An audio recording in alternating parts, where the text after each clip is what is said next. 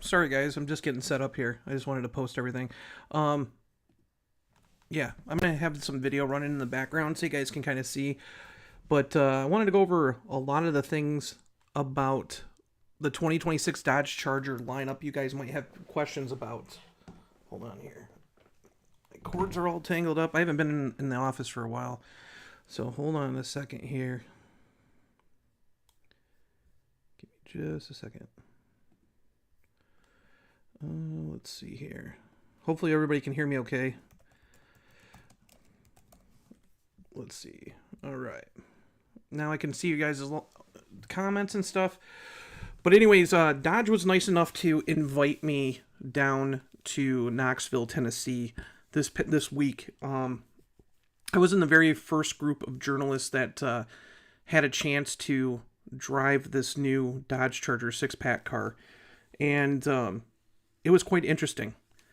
The reason why I say it was quite interesting is because as an owner of a 2025 Dodge Charger Daytona Scat Pack, I figured I pretty much knew how this car would drive. I kind of looked at it as, you know, it can't be too different. And I was totally wrong. When I got there, they actually had an amazing media drive. I never drove Tail of the Dragon before, never. And I've never even been to Tennessee. That was the kind of funny part. I've never been to Tennessee. So when I had the chance to go, I drove down there. I didn't fly, which I thank God I didn't fly because everybody who was on the plane coming down in Detroit got stuck on the tarmac for like 3 hours because we had a snowstorm. I actually drove through the same snowstorm from Toledo to Findlay, Ohio. But yeah, it was a nice trip. I made a whole like couple days out of it. But got down there, and Tennessee is beautiful. Right now in Michigan, our leaves are falling off the trees. Pretty much they're all gone. Down there, they still have a little bit of color left. So it was a very, very beautiful sight. But how Dodge did this media event was they had like it's like a, how can I say it? It was like a wedding venue set up that you could rent for weddings. And they had it as their hub. So each of the journalists got a car for the day. And they did their presentation and all that, but the hub was the center of the event. And then they had different things throughout the area that you could go do. They wanted you to go do Tail of the Dragon, which was cool because when we completed it in the halfway point, there's this beautiful little hotel that they have, like a lodge there, and we could do a bathroom break, and then we could go back up and do it. But the thing was, the first day of the event, which I was part of, we had a snowstorm down there. And it wasn't like a snowstorm. It was like just like a typical little snow, I don't know, flurries and stuff. But it was kind of funny because some of the events, like they had a 8th mile actual drag race. Like they had an actual track that they reserved, and they actually had to close it down. They wouldn't let us run it because of the snow. So it kind of worked out in my benefit a little bit because after lunch when we came back, I grabbed a car. It was a different car than what I originally drove, but I just got to drive around. Basically, we could take it back to the hotel, and then they would have a driving service take it back to the hub. So I drove around Knoxville. I had never been, like I said, to Tennessee before. I drove it on the highway. I drove it in busy traffic. So it was kind of cool. They had a drift course kind of set up in a parking lot, which you can see right here in the video. And that was pretty cool as well. But yeah, it was just kind of interesting driving the car. And it was kind of funny because when I got about a block back from the hotel, there was a 2023 Frostbite narrow body Charger that was hauling butt through traffic to catch up to me. And there was these two kids. They were hanging out their window, asking me to rev the car up. They had never even seen the new Dodge Charger at all. But they were shooting video of me at the stoplight, and it was funny as heck. So, yeah, this car is totally different. It's totally different than the Daytona. And the Daytona has a bad rep. Again, that's one of the reasons why I got it, because I love the car's styling so much, and I'm not a fan of EVs. But I've slowly fallen in love with the car. I love the styling. I love the way it drives. But they are totally different than each other. I mean, when you sit in it, it's very weird because you have you kind of feel like you're in the same car, but the driving characteristics are different. And it's not like a lot of people think the Daytona has like a skateboard platform. It doesn't. It shares the exact same, unibody setup that this car does. It's just the car is wider because of the fact it has accommodate a battery pack. Both cars are the same width. It's just like the chassis is wider than the outgoing car because of the battery width. But other than that, driving dynamics, and you would think like the battery electric Dodge Charger Daytona would drive better because of the battery weight being down low. Not necessarily. So it's very interesting how these cars are set up. But hey, Bobby, how's it going, man? Do you think that the RT will sound as good? I hope so. After driving the Rams with the SO and HOs and the Wagoneers, I have to say that the SO is a little quieter. There's no doubt that it will probably be a little bit quieter than this thing, but if they can make it as raspy as this, I think a lot of people will enjoy it. They did a lot of work on the dual active exhaust on this thing, and it sounds pretty good. It does not sound like a Hemi. I know everybody's going to complain about that, but considering what it is, an inline six, this setup sounds totally different than the RHO. And you know that Ram just released a part through direct connection with MagnaFlow to make the RHO sound more raspy. This car has it right off the bat. And matter of fact, I did a little video that I'm going to post up on YouTube tomorrow of my 300C with the 6.4 doing a cold start next to, and then I pasted the video of this car doing a cold start next to each other, and they both sound pretty good. So I want people to see the difference between a 392 and this car. And again, this car does not sound bad. It's different. It sounds more like, it sounds like a German kind of car. But it has like this raspy note. It kind of sounds like a mix between a BMW and a Viper. If you listen to the Viper, it has that buzzsaw kind of sound.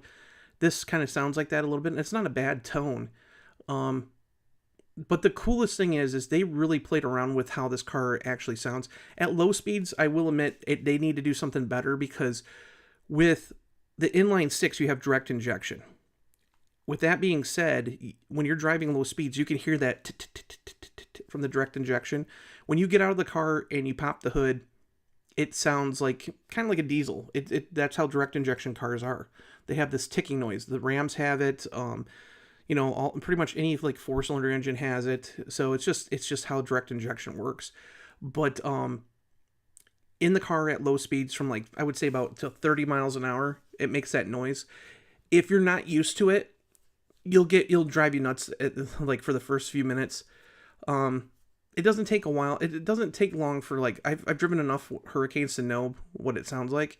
But I think that they could do some more tuning to that sound to get rid of it a little bit more. I think a lot more people would be happy with that. But the actual exhaust note sounds good. The rumble in the cabin sounds good. Hopefully you guys watch my video. I put it at the very end of my actual driving impression video. That I put a video of me driving one-handed because I was holding a camera, around Tail of the Dragon. And I had the car in third gear, so I had the paddle shifters on. And I was going through the paddle shifters no problem with both hands, but driving with one hand with paddle shifters, the car in third gear, absolutely loved Tail of the Dragon in third gear.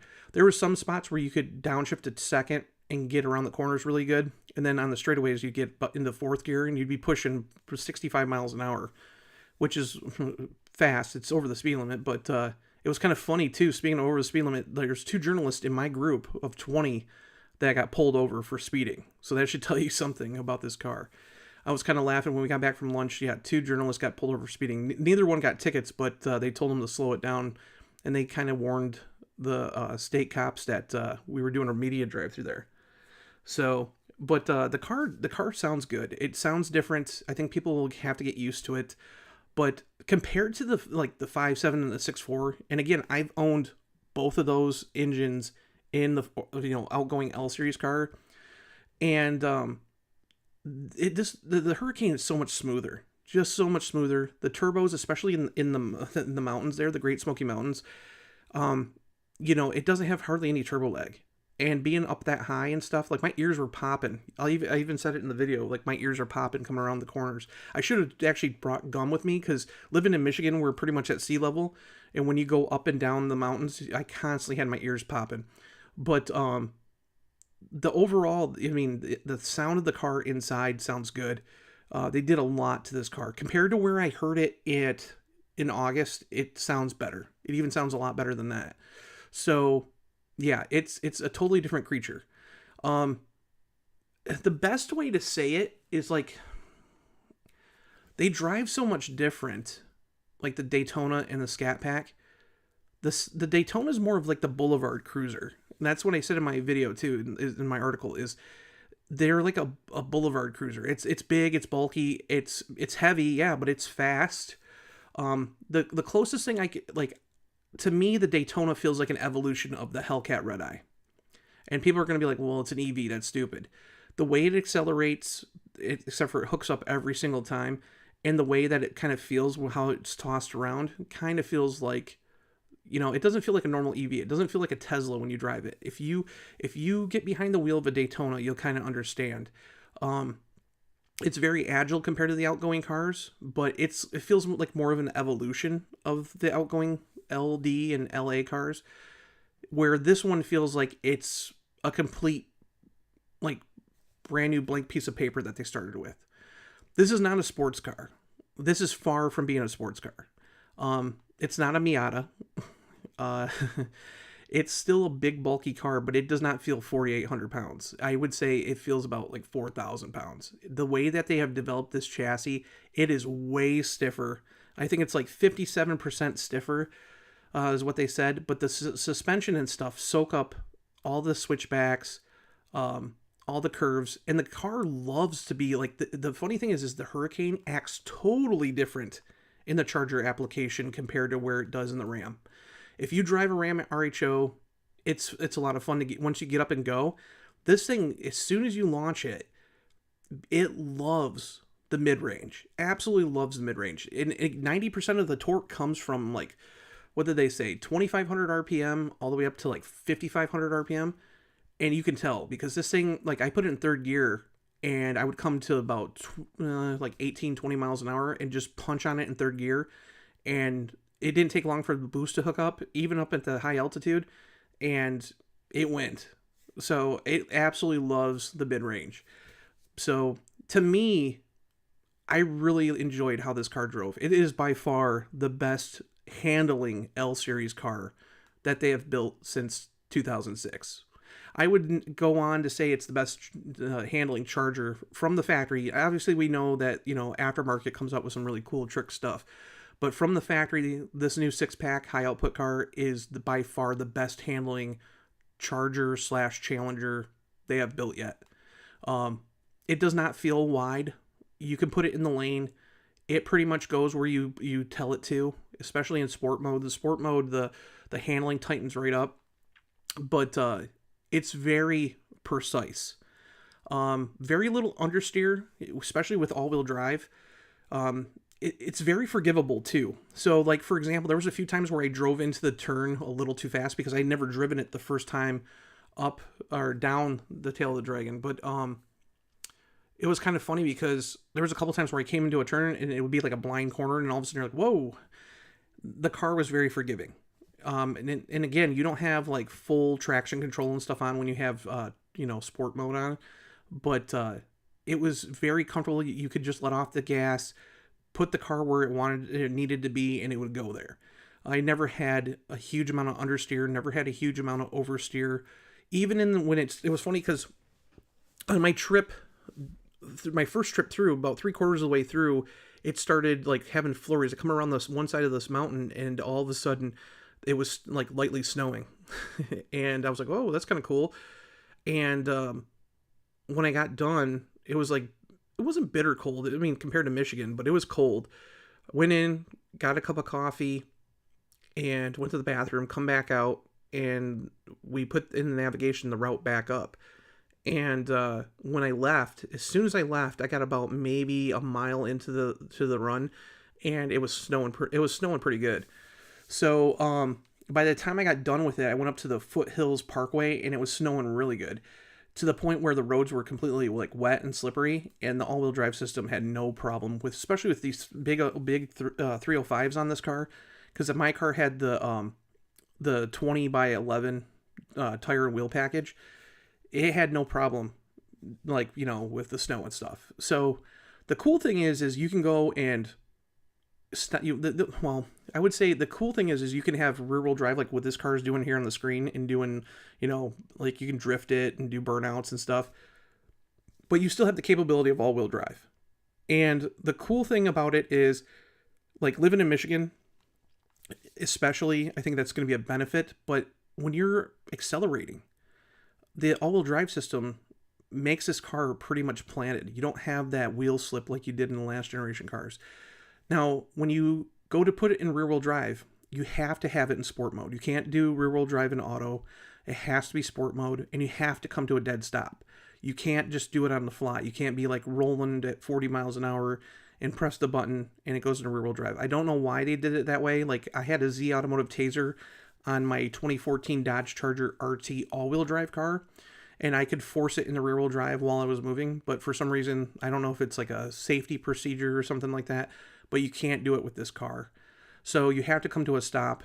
But once it's in rear-wheel drive, it kind of feels like the older Scat Packs, like the Scat Pack wide body. It's very tail happy, but it's very forgiving. It's not as crazy. It's funny because this car is so well balanced. It's not as crazy as the old outgoing cars. Like, if you got into a Scat Pack wide body and turned the traction control off and just punched on it, it could get loose, and it was very controllable, but once in a while it would just hook and it would send you a different direction. This car is very controllable.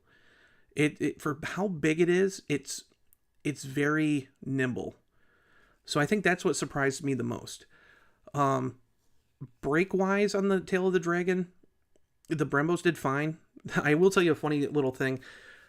Driving a Daytona all the time, I'm used to the regen on that car. Now, the Daytonas have 6-piston Brembos all the way around, okay? The thing is when you go into different modes, it automatically sets it up as, like, different sets of regen. So, like, for example, if you're in drag mode, it puts it at the most max regen, but you can adjust that. So when I came into this car, it was kind of funny because when I got to Tail of the Dragon, my brain was thinking like I'm in my car. And the paddle shifters for the Daytona basically are for the regen. They're not paddle shifters. And this car, they're paddle shifters. So I come around this one turn, and it's a sweeping left turn, and you're coming downhill, and it's a pretty steep left. And I hit the paddle to slow down to activate regen, and I downshifted the car, and the car did not like that. It was like, so if you drive a Daytona and you go to drive one of these cars, you kind of have to program yourself, because again, you're in the same exact car. The interior is the same and all that, but the driving dynamics are totally different, and it's very surprising. So, let's see here. Any word on new colors? Well, Green Machine is actually, they're going to be releasing that this next month. So that's going to be a big color, and they're going to do Purple Haze. We haven't seen Purple Haze yet, but it's supposed to be like a very, how can I say it? It's not like Plum Crazy. Plum Crazy is more of a gloss kind of candy color. I heard that Purple Haze is supposed to be more of like a matte kind of finish. So I can't wait to actually see it. But those are the two colors. And then Steel Blue is coming in January. So they're going to do that. Granite, I have not heard of, and that's my favorite color, Granite Crystal. So I don't know about Granite Crystal. They probably will bring it back eventually. But their Peel Out and Destroyer Gray are going to be cut off. I believe they already were. I have to reach out to Dodge and ask them, because the car was delayed a couple times. So I don't know if the orders that were already put in are pretty much done, or since they just opened orders for the 4-door, are they going to allow, like, Peel Out and Destroyer Gray to be built on those? I don't know yet. But, so we know, yeah, again, Purple Haze, Green Machine. And Green Machine's cool because Green Machine looks a lot like F5 green from 1970. So it's lighter than F8 green, the modern day F8 green.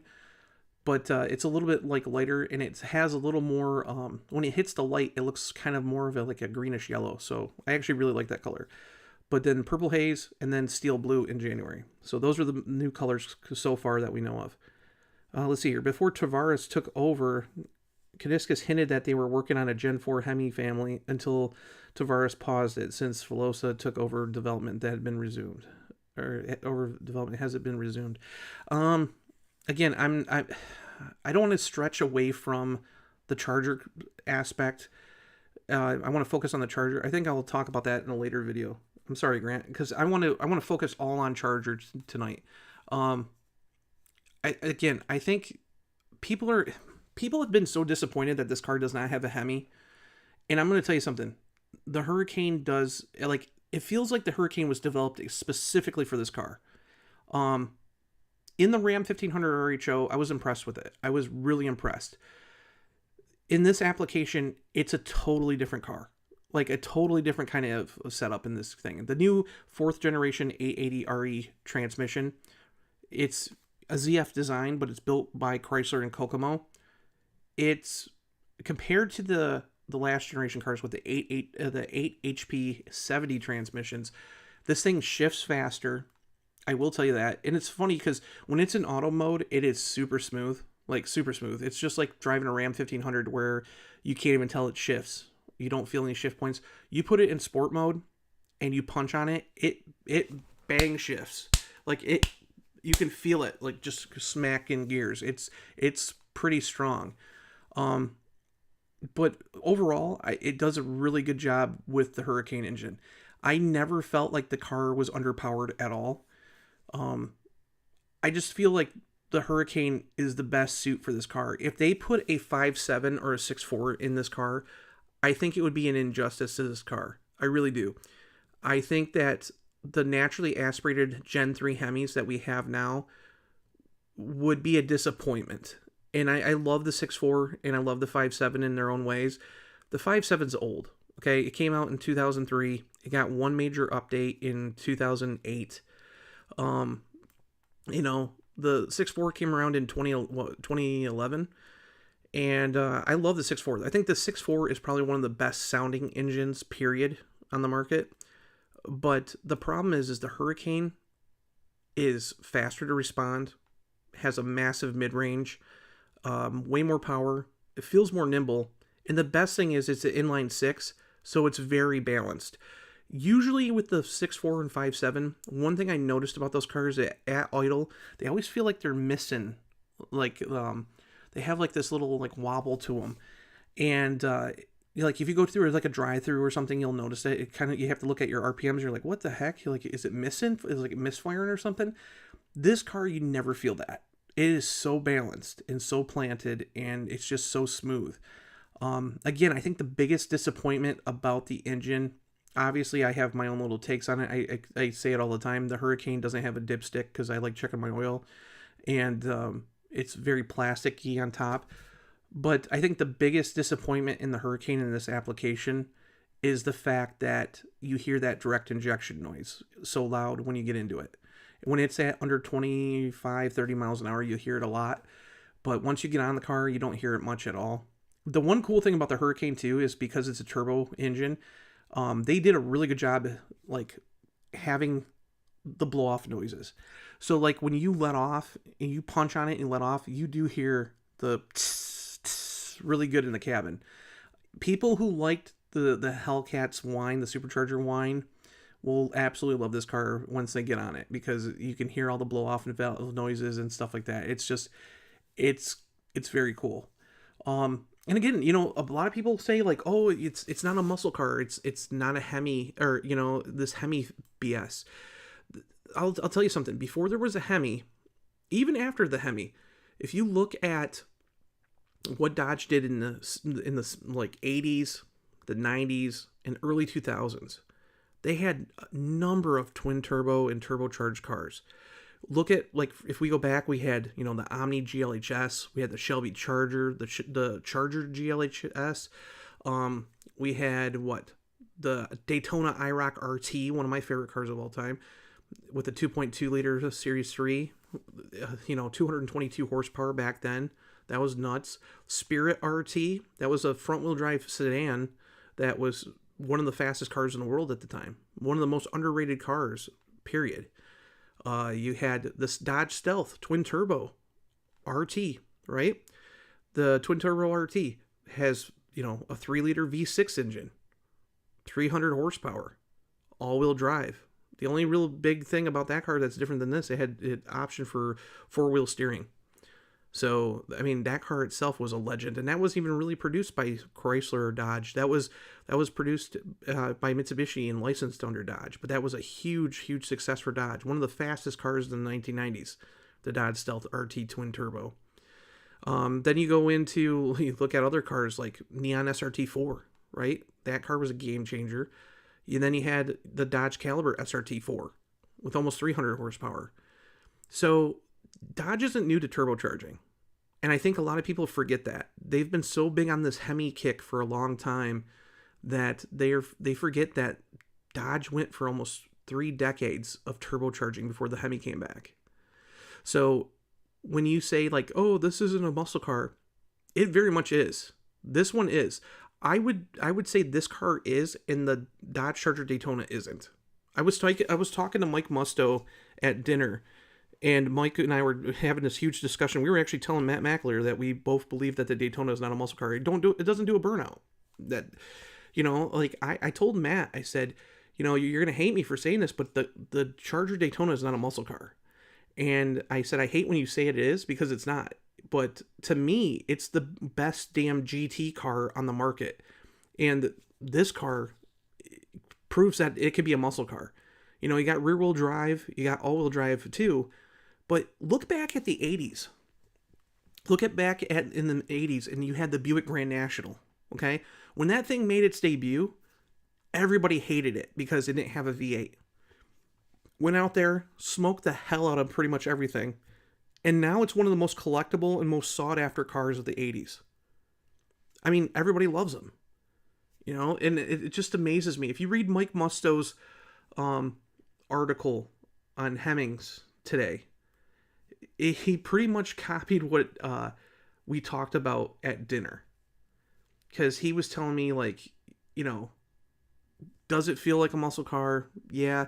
A lot of people would say that it's not a muscle car, and he was kind of on the fence about that. But I started talking to him about the Grand National. I'm like, everybody hated the Grand National, but look at it now, and he's like, yeah. He goes, dude, the thing is when you compare this car to what it's competing against, this car is going directly after Mustang, and it smokes the Mustang pretty much in every category for daily driving. Okay, the thing is with the Mustang, it's gonna be a little quicker, okay? It's smaller, it's lighter, but you can't fit 4 adults in it. It's not all-wheel drive capable. It's you're limited to driving it in unless you put Blizzaks on it, you're limited to driving it in 3 seasons. You can't haul people in it. There's not much storage room in the trunk. I mean, I owned a Mustang. I know how they are. The back seat is useless. I have 2 teenagers and they couldn't fit in the back. I have this car. And my teenagers fit perfect in the back. So there's a lot of things that, compared to the Mustang, this car does better. When you look at performance numbers, the Mustang Dark Horse, so 500 horsepower, 418 pound-feet of torque, this car beats it in horsepower, beats it in torque. But because of the size and the weight disadvantage, if you look at the 10-speed automatic transmission in the Dark Horse, that car runs 0.2 of a second quicker than this one. That's it. 0.2 of a second quicker. If you look at the 6-speed manual option in the Dark Horse, this car runs 0.4 of a second quicker than that one. Top speed in this car is higher. I think the Dark Horse has a top speed of 164 or something like that. This car has 177. Performance-wise, this car is right on par with the Mustang, and it's a much bigger car. If this car was a lot lighter, there's no doubt in my mind it would smoke the Dark Horse. So, but this car, handling-wise, is a game changer for Charger and Challenger.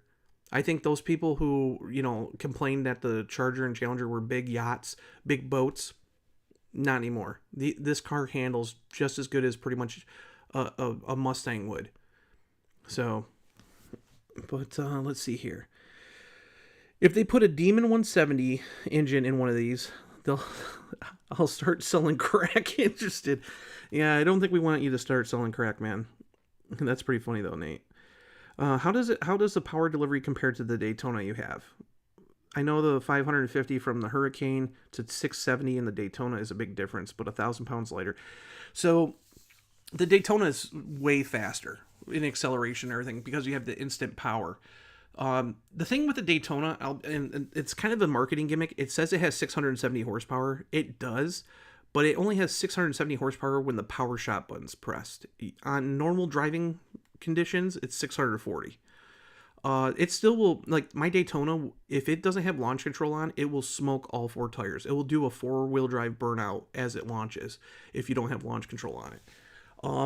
It's fast. And again, to me, it's more of a drag racer. It's not a road course carver. I mean, they've some of the guys at Dodge took it, to one lap of America and did pretty good with it. But to me, this car would dominate that Daytona completely. The Daytona is more of a boulevard cruiser.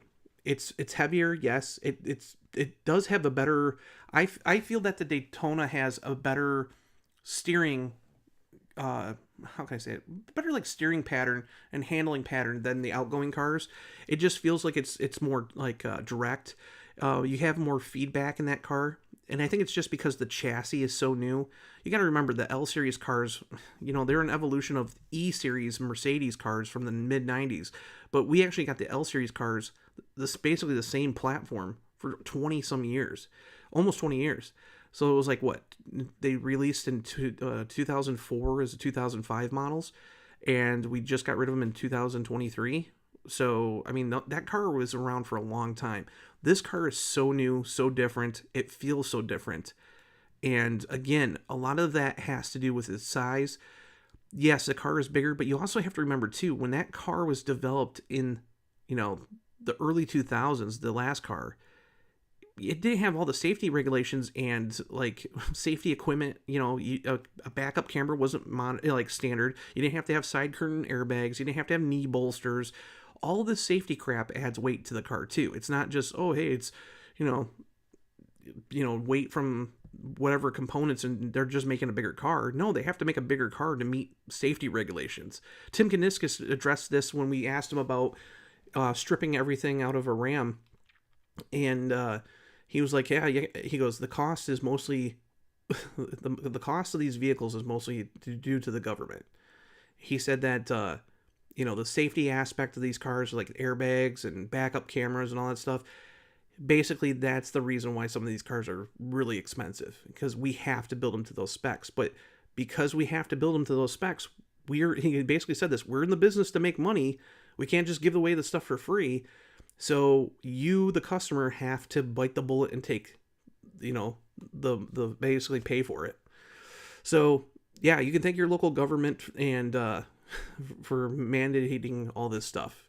So, but yeah, the cars are bigger. Okay, again, compared to the outgoing cars, they don't feel that much bigger. The wheelbase is a little longer. The width of the car is, the actual cabin is pretty close to the outgoing car. It's a little taller inside the cabin, which is nice. But other than that, it's pretty much the same kind of size, especially in the back seat. You do get like maybe an inch more legroom just because of how the wheelbase is laid out. But inside, they feel very comparable to the outgoing cars. But compared to the Daytona, I'm sorry, I'm getting sidetracked. The Daytona is more the boulevard cruiser. It's very fast. The Daytona is like faster than 99.9% of the cars out there. The thing is it's more of a straightaway car, I would say. It feels like it's like, to me, the Daytona is the best car for driving on Woodward. To go out on Woodward and cruise, that is the best car. If you're like, and if you just like to go out and cruise, the Daytona is the better car. It's because if you like getting on it and just punching on it and having fun, that's the car. This car accelerates quick. It'll throw you back in the seats, but it won't throw you back in like the Daytona does. The Daytona is like instant. It just hooks up immediately. This car does feel like, hey, it gets up, and then once it spools up, it has no problem. But handling wise, this car is totally different. This car, you feel like this car basically would be the car that I would take if I'm going to go on just like go out for a long weekend drive, this is the car I would take. So if I'm going to go cruising, just to check things out, I take the Daytona. If I had this car in the garage too, this is the car I would be taking, on long trips, taking it out to go, out for a long drive. This would be the car. So what didn't I like about the car? Well, there's several things I didn't like about the car, Adam. And again, it has to go back to my Charger Daytona too, because they both have some faults. The first thing is the interior. I feel like the interior plastics on the newer Chargers, the 8th generation Charger, is subpar compared to the outgoing cars. The interior in this car is so much nicer. Let's put it that way. It's nicer designed. It's very open. Before, like, you felt like you're kind of cocooned in that elephant skin kind of rubberized plastic, where now it's like there's like this faux leather everywhere and just like little touches. But the plastic on the bottom of the doors, okay, so like these are coupes. So the door on these cars are so long because you got to remember the Challenger had a 116-inch wheelbase. These cars have a 121-inch wheelbase because the sedan and the coupe share the same exact wheelbase. So in order to make the car look more proportionate, they basically extended the door length. So compared to a Challenger, the new Charger doors are about 3.5 inches longer. And it's kind of a pain in the ass to, if you park in a parking spot and you don't have a lot of room to get out, it is kind of a pain in the ass because that 3 inches adds a lot of width to the door. So like me, I'm 6'1" and I'm over 300 pounds. I have to kind of contort my way into the car. Sometimes it depends on how close somebody is to me. So I don't like that because when I get out, a lot of times I kick the interior, like the plastic on the bottom of the doors. And the interior part, like the bottom part of the door on the car, is like cheap plastic. And it feels like that was a Carlos Tavares kind of like cost cutting thing. Like, hey, we're going to cut some money out of the interiors on these cars. Because you barely touch it and it scuffs it. And I don't know how many times I've wiped down my doors. I try to buff stuff out, but I've scraped the door on my car quite a bit. Now, the funny thing is the car that I got into, when they gave it the keys to me, it had 700 miles on it. Okay. When I got done, I put 230 miles on that car, roughly, or between the two cars, I put 230 miles on them. But anyways, that first car, when I got out, I looked at the door and it was scuffed already because people kicked their foot against it. It's just because the door's so like long, and if you park next to somebody, yeah, you're gonna kick the door panel. So I wish the plastics in the car were better. The faux leather, they do this eco-friendly like leather that's on the doors, and I hate it. It's very spongy. It doesn't feel like real leather. It looks like it's basically like pleather. But it's some eco-friendly leather. And what happened is like, for example, on my car, I'm OCD about my car. I always have to wipe everything down. Everything has to be perfect. But like, for example, when it was snowing out, I rolled my window down to talk to somebody with this car, and the water hits the faux leather inside, and it leaves like water spots all over it. So you have to get something to wipe the door down and make sure it is, because it leaves like these like water spots. I'm not a huge fan of it. And it feels like really cheap. It almost feels like one of those like vinyl tablecloths that are kind of feel like leather, like that material that's really thin. Again, it looks nice, but it doesn't have the feel of real leather. To me, it's just stupid. I don't know. I just don't like it. The worst thing about the car by far, and I'm sure Ryan Nagoti hates me for saying all this thing about the interior, but I really feel like the interior is the downfall of this car. The very worst thing about this car is the haptic buttons. The haptic buttons in this thing are the most garbage freaking thing about this car, period. Probably the most garbage thing about any Dodge in the last 10 years. They, underneath, like, Dodge has always been known for having physical buttons and knobs and stuff for pretty much anything. So for this design, they decided to go to this haptic button setup. And it's the cheapest plastic. It's like cheaper than Chinese plastic, how it feels. You have this feedback that's supposed to, like, when you press something, and it feels like one of those pop-its that the kids play with, like when it pops back. It's very like delayed. Um, Again, like I'd rather have just like push buttons, like actual physical buttons I can push. To me, that is the dumbest thing about this car. It's the one of the worst designs. Um, the early 2024 cars, all of them were recalled because they had all these issues with those. And in order to take it out, you have to rip the whole dash apart, up the upper and lower part of the dash to take them apart, and take the stereo out. So to me, it's one of the worst designs. It's just I hate the fact that Stellantis and all the Chrysler Group brands are going to haptic buttons. I think haptic buttons are crap. I understand they make the interior cleaned up a little bit, but like for example on the new Cherokee, they went to haptic buttons, but on the Cherokee they actually have like a piano black kind of finish, so they actually feel like plastic, like solid. These are like, it literally feels like if you press hard enough to put the climate control on, like if I'm going to put the defrost on, if I push hard enough, I will crack it. That's how crappy the actual haptic buttons are. So yeah, I hate that. So the interior looks nice, but there are some things that needs to be fixed. The exterior of the car, I love the exterior of the car. There's a couple things I wish they would do to it. I like the reflective headlights look okay. I think the projector headlights that were on the Banshee look way better. So I'm hoping that once an SRT model comes out, because you know they're going to build an SRT Charger, I'm hoping that it will have projector headlamps. I think the LED projectors would look cool, kind of separate the car a little bit. And I really do like that new six-pack concept that has the new front fender design. I don't think the car needs scallops. A lot of people said, oh, it needs scallops like the older cars. I don't think it does, but those scallops that they added on that six-pack concept at SEMA look really good, and I think that will probably, I think they're kind of testing the waters, because I would not be surprised if that shows up in 2028 when this car is due for a mid-cycle refresh. So, but other than that, yeah, the Hurricane engine, like I've said before, I don't like all the plastic on top of that engine. I don't like the fact it doesn't have a dipstick. I feel like those are downfalls of the engine itself. Yeah. Oh, there's another thing I don't like about the car, and this has nothing to do with the ride and drive. This is my own experience. They need to figure out on the rear hatch how to drain water better. So, like when I take it through an automatic car wash or I wash it by hand, so it has a flying buttress design in the rear window, just like all the older Chargers do. But what happens is, in order to drain water from the hatch design, it runs out alongside, like underneath the trunk lid or the hatch lid, and it runs down and runs out between the hatch and the bumper.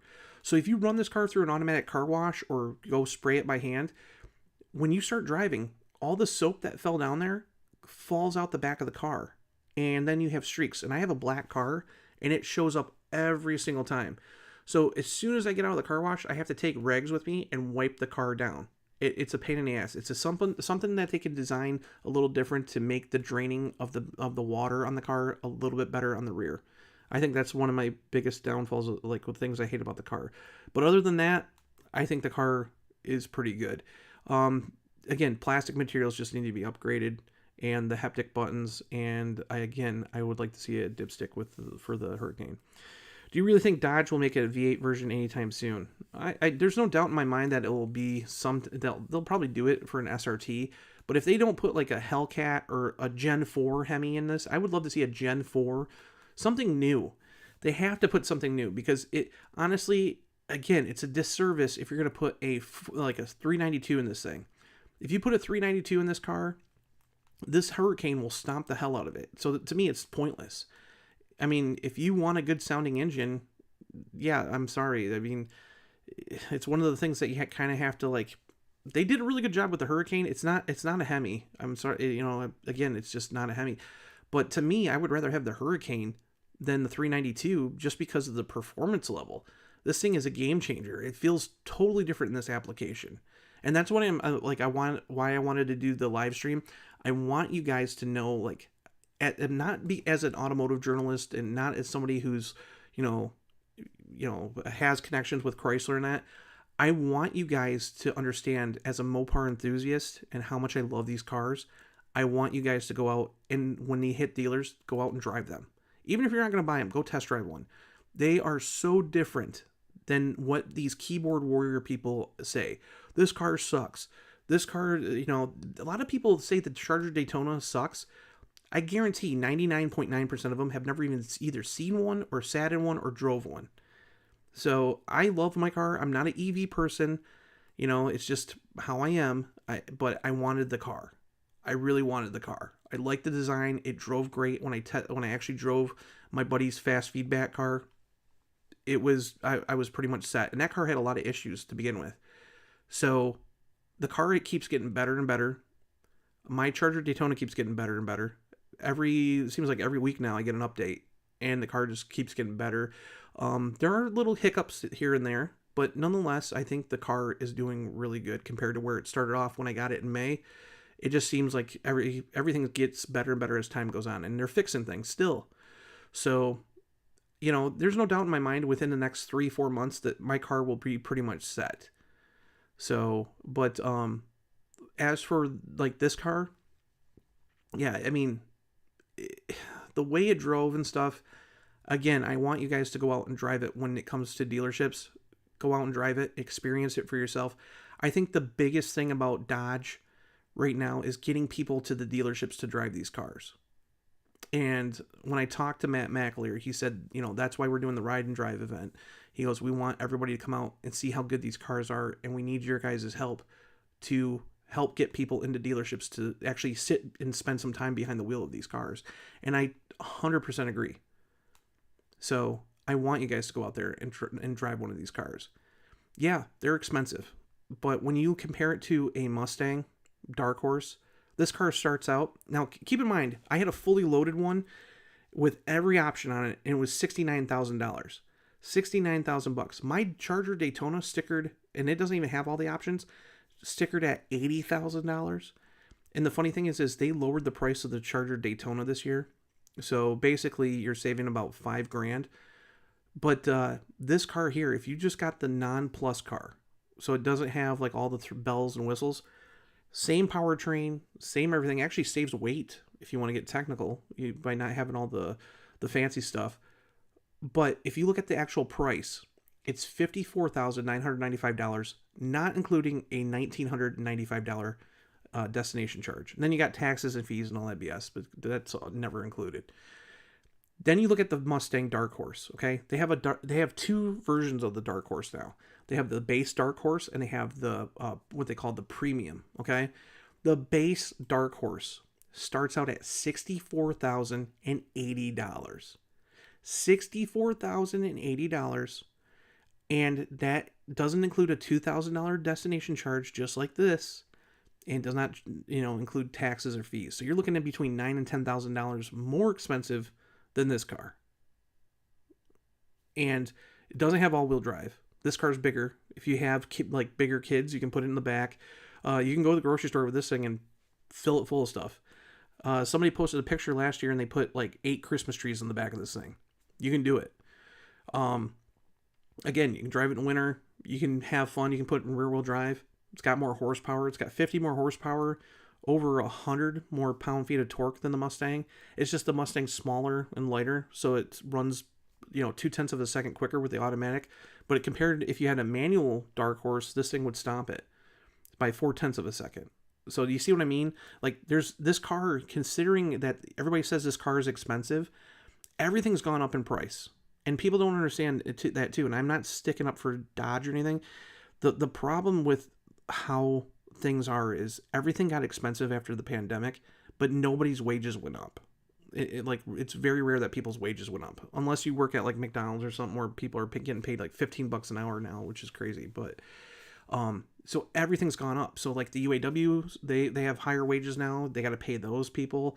It's just it's amazing how much cost has gone up in general for these cars. So there's no doubt in my mind, if the pandemic wouldn't have happened, this car here would probably be about $5,000, $6,000, $7,000 cheaper.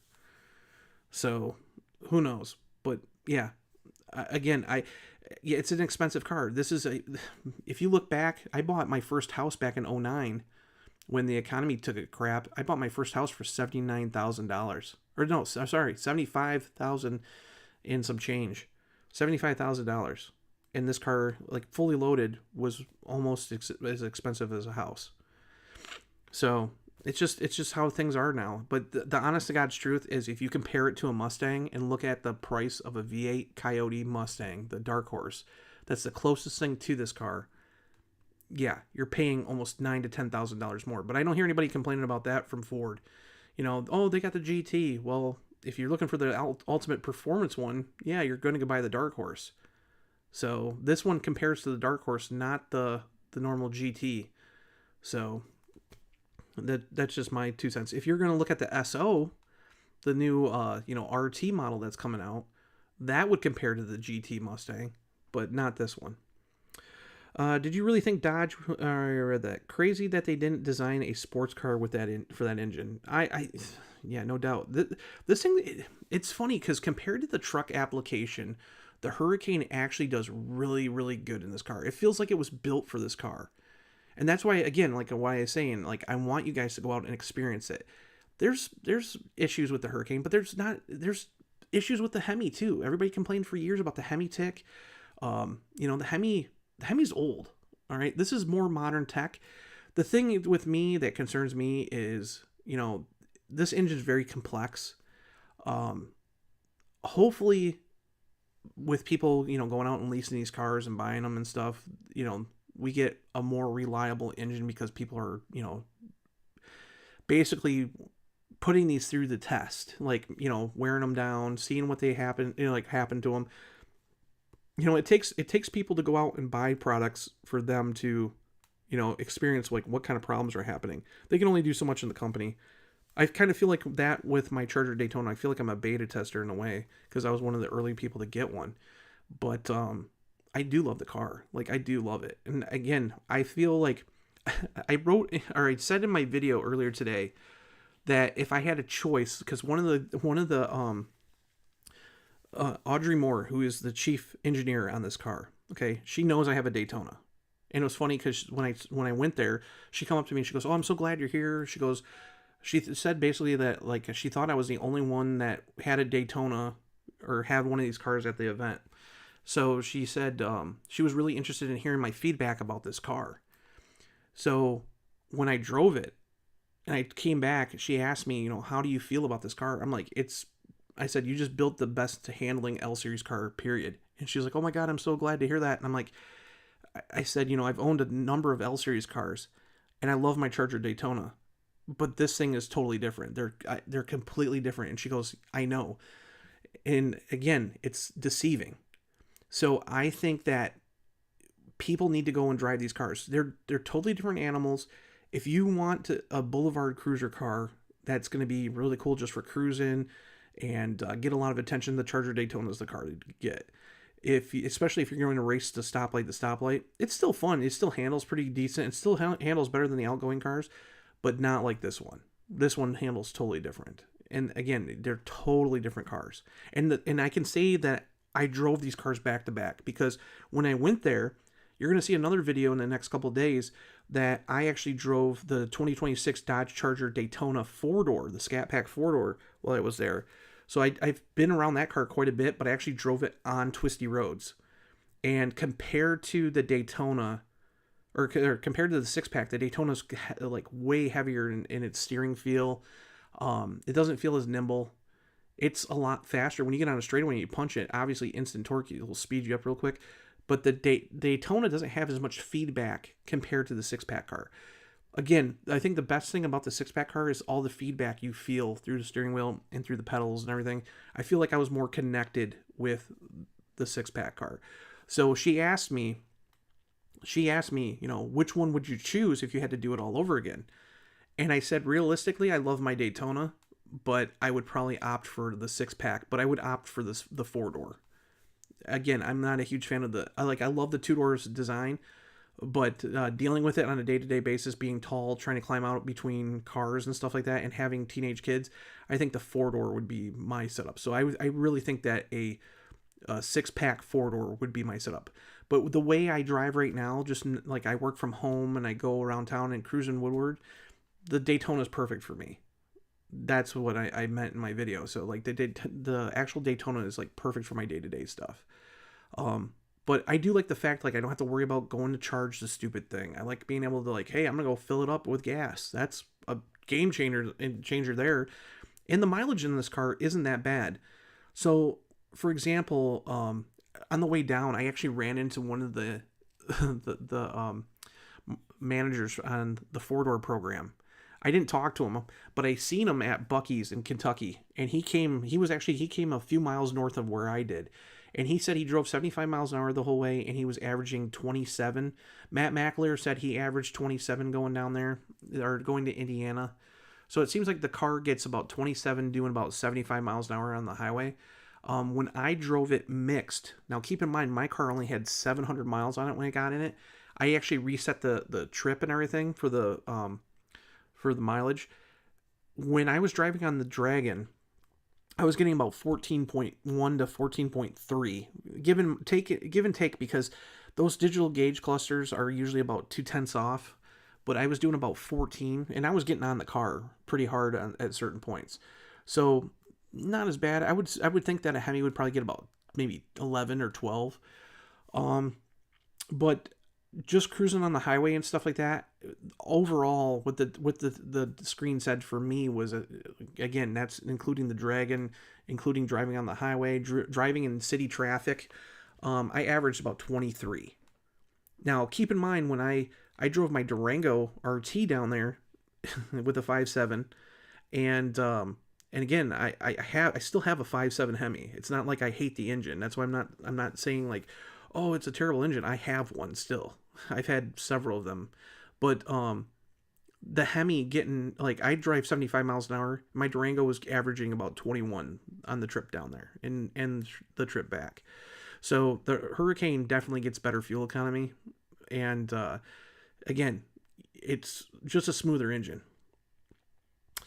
Let's see here. Do you think they'll make a V8? Probably yes. I already answered that. Should I get the standard 275 or 305? 305s. 305s, definitely. Spend the extra money. I'll be honest with you. The carbon and suede package looks cool. You can see it here on the screen. It looks cool. You don't need it for the money. Honestly, take that money, put it in the bigger tires, the 305s. Again, I drove the car in the snow with 305s. Way better. Way better with 305s.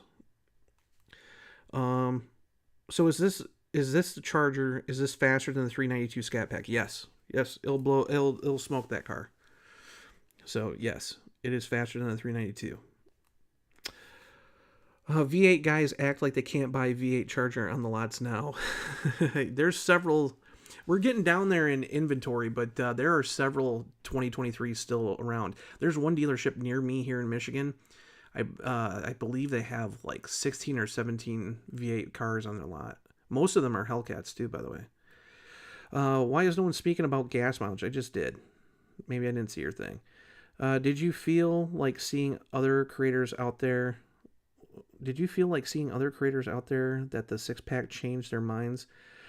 Some people, if you go and watch some of their videos, we hung out at dinner and stuff like that. Dodge, when you go to these drive events, like being the first day there, we were the first group. So like the first night that we came into town, Dodge had dinner with us and stuff like that. So like, all the engineering team and stuff, they hang out with us. So it was a nice dinner. The guy that I know, from him here was at my table, and it was funny. There's like, out of my group, I think there was 15 journalists, and there was 5 people that were riding with them because they were like shooting video and stuff like that.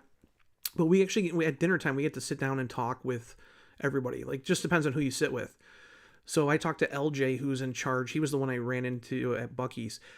He's in charge of the 4-door program, and we got to talk to them and stuff like that. And it's kind of funny because the second night when we went, the second group came in, and we were talking with people, and they wanted to know all of our opinions on the car. And I'm like, I don't really want to tell you because I want you guys to kind of go out and experience it. But it's like, after talking to it, like, I talked to Mike Musto, and he kind of, it's funny, when I was talking to Mike, I spent like a whole bunch of time talking with Mike at dinner on the second night, because he was asking me a ton of questions, because Matt told him, and he goes, hey, Robert's got a Charger Daytona. And the funny thing was, when Mike was talking to me, he goes, dude, he lives in the Bay Area out in California. And he goes, I went to a dealership trying to look for a Daytona. And he goes, I couldn't find one. Nobody, got them in their inventory. He goes, he goes, I don't even think I ever seen a Daytona in California. So I'm like, what? And he's like, yeah. He goes, there's none out there. And you would think with California being a big EV market that they would, push the EV out there. Nope. So again, it seemed like a lot of the journalists loved the styling. A lot of people were taking pictures of the car and stuff like that. And it seems like everybody I kind of talked to really liked the way it drives. The thing is with some of these media journalists, some of them are car people, some of them are really passionate car people, and some of them aren't. Some of them are just writers. Again, it's kind of weird because some people, like, I kind of laugh because some of the automotive journalists, like when I go to different events and that, and I'm not cutting anybody down, but I'll pull in with like my Dodge Charger or Durango or whatever. Usually I have a muscle car, like I had my 300C, I had a whole bunch of stuff, right? I usually pull in with some kind of like Mopar muscle car. And these guys will pull in with like Subaru Outbacks, kind of stuff. It's kind of weird. So I some of them are car people, some of them aren't. But for the most part, the people that were there, the few people that I really talked to, they seemed to really like the car. And they liked it more than the Daytona for sure. Sorry. I gotta get a drink. My throat's kind of raspy. Let's see here. Speaking of Christmas, what was that model in the Christmas ad last year? What are you talking about, the Christmas ad? Are you talking about like the oh, that was just a drawing. You're talking about the ad with Bill what was it? No, didn't it have Goldberg in it or something like that? But anyways, it was just a drawing. It wasn't like an actual car. It was just a drawing. But it was the Daytona. Any idea what the quarter-mile time is on the Hurricane SIXPACK? Yes. Depends on which one you're talking about. Are you talking about the Scat Pack? Because it runs 12.3. It runs 12.3 at, I want to say, hold on here. I'll tell you exactly. I got my little cheat sheet here. Give me a second here. 12. It runs 12.2 in the quarter, and I believe it's like at like 100 and I want to say like 112 or something like that, 114 miles an hour, something like that. But it runs 12. It runs 12.2 because the Mustang runs 12 flat. The Dark Horse runs 12 flat, and the manual transmission Dark Horse runs 12.4. So, let me see here. Let me refresh my screen real quick. Yeah, if you guys have questions, let me know because I will try to answer them as much as I can. Because, again, I spent almost 6 hours with these cars. I did about 230 some miles on them. And I can't wait because I'm supposed to be hopefully getting one once the press pool comes out too. When you're finished with the Charger review stuff, could you check out the Pacifica refresh? Yeah, I've already been looking at some of the stuff with the Pacifica, so we'll see. Right now, I just want to focus on Charger because, again, I think the Charger is... There's a lot of people out there who have a lot of questions on the Charger, and I think this is a huge launch for Dodge. So, but yeah, I mean, I honestly, I don't think Dodge could have picked a better venue than the Tail of the Dragon. I really want to go back. I told my wife, I actually shot video. It was funny because when I was driving it, there's a bunch of these scenic spots you can stop and actually look at, like actually get out of the car and look. And I stopped at every single one of them the way up. And it was kind of funny because Greg Howell, who's head of design, and I believe he was with Ryan Nagoti, who's interior design. Anyways, they were in a ludicrous Charger Daytona, like base one, and they were following. Or I got behind them and I was like riding their ass, and then they would pull over because they told them not to interfere with our driving, which was kind of stupid because I was trying to get footage of both cars together. I wanted the SIXPACK car and the Daytona going together through the tail of the dragon. But anyways, they would pull over, and then I would pass them. I'd get up a little bit of ways. I would stop at one of these scenic places, look, like get out, film some stuff, like because there's a lot of cool dams and stuff like that, like hydro dams. Get back in the car. They would be passing me again. I'd do the same thing, and then I'd get up to the next spot again. So let's see here. Yeah, 12.2 is not bad considering the weight of the car and how big it is. It's not bad. And the Mustang, look at how much smaller the Mustang is, and it runs 12 flat. So 2026 Dodge Charger Scat or BMW 540 or Genesis. Well, dude, Mopar or no car. I would never choose a BMW, and I would never choose an Infiniti product. I've been a diehard Mopar person since I was like 3 years old. So the exhaust, can you have it quiet even in sport mode? That's a good question. I don't know. I didn't really see if there was like an active mode button on the screen. I don't believe there is. I think once it's in sport, it kind of opens up the exhaust, and you have to go back to auto to adjust it. I'm trying to remember if in the custom settings, there's an actual thing for custom settings, but I don't remember anything being about exhaust. I think once you put it into sport mode for the actual, shifting points and stuff like that, I think the active dual mode exhaust turns on. I can't remember. I'm pretty sure it stays on even if you go to the custom screen and put like sport mode on. I think it turns on automatically. So I know when you start it up, when it fires up, you can hear the exhaust flip, and it's the same exact setup that my 392 had on my 300C. So when you start it up at a cold start, it would start up, and then it would flip the valves inside the exhaust, and you can hear them. You know what? Let me do this real quick. I'll show you guys that video, because I put my 392. It's going to go up on my YouTube Shorts tomorrow. But let me send it over to my desktop here, and I will show you guys what the actual difference between the two cars. So give me a second here.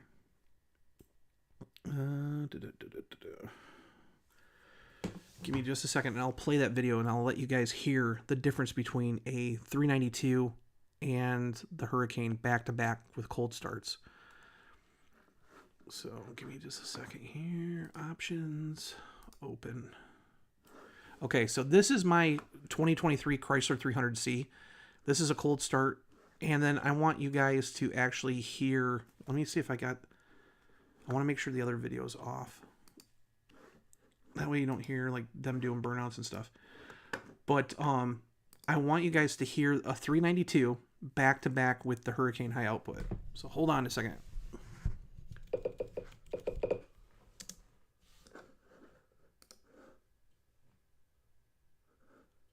If it loads.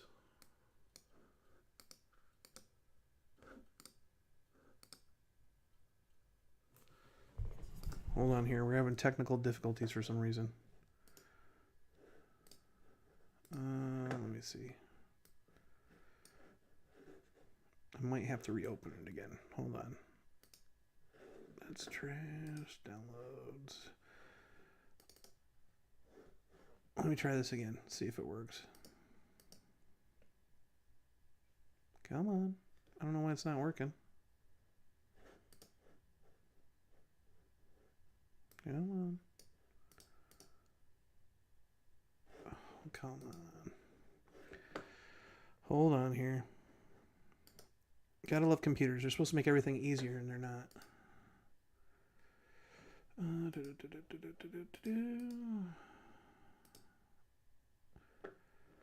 Let's see here. This video. Let me put it over here. Quit. Oh, let me see. I got too many things on here. Oh, hold on. There it goes.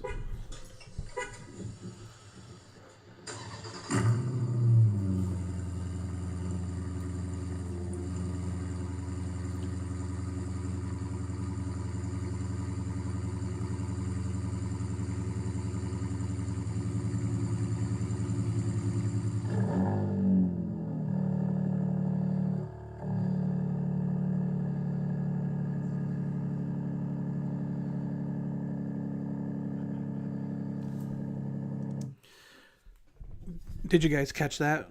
When the exhaust opens up, you can hear it on the 300, and then you'll hear it one more time, and listen, you'll hear the exhaust, like how the active mode kicks on and off. Listen, it does it on the 300 and it does it on the Hurricane.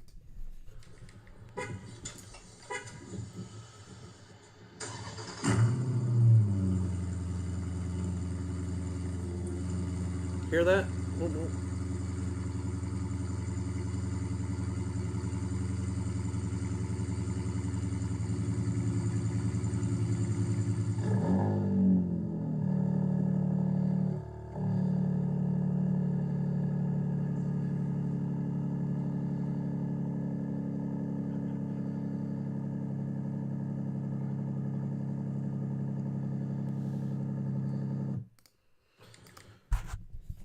So it sounds. I mean, the Hurricane sounds good at startup. It's not that deep raspy tone that the Hemi has, but it sounds pretty good. I mean, I still think the 6.4 sounds the best, but the Hurricane does not sound bad. It does not sound bad with a cold start. And again, this car that I'm showing you wasn't started for like a few hours, so it's pretty cold.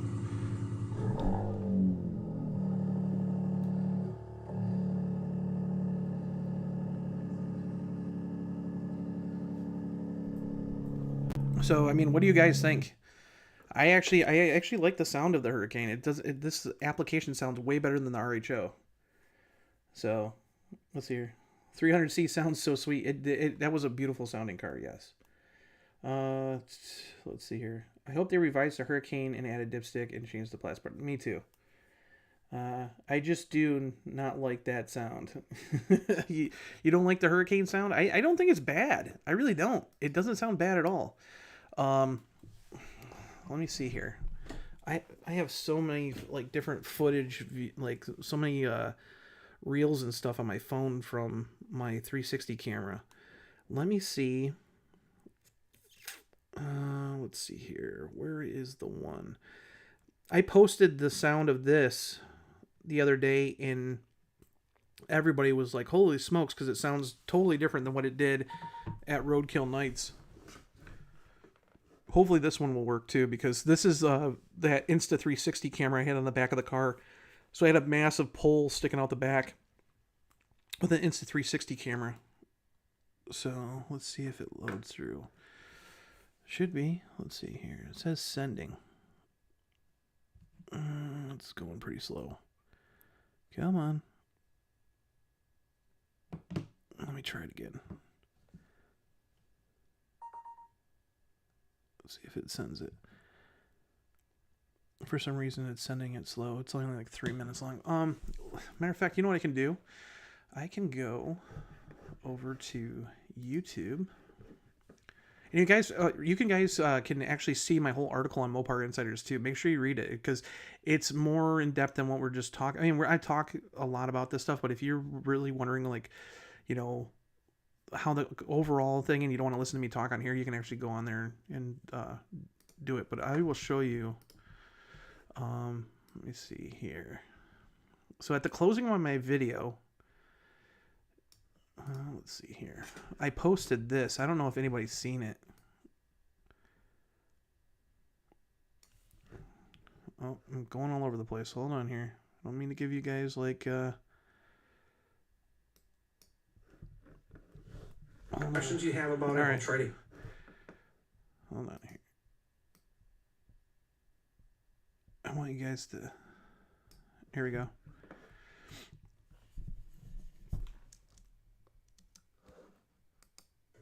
Bye.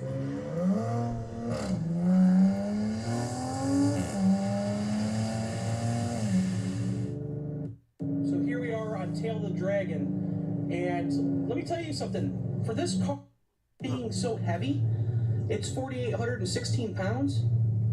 This thing handles really, really good.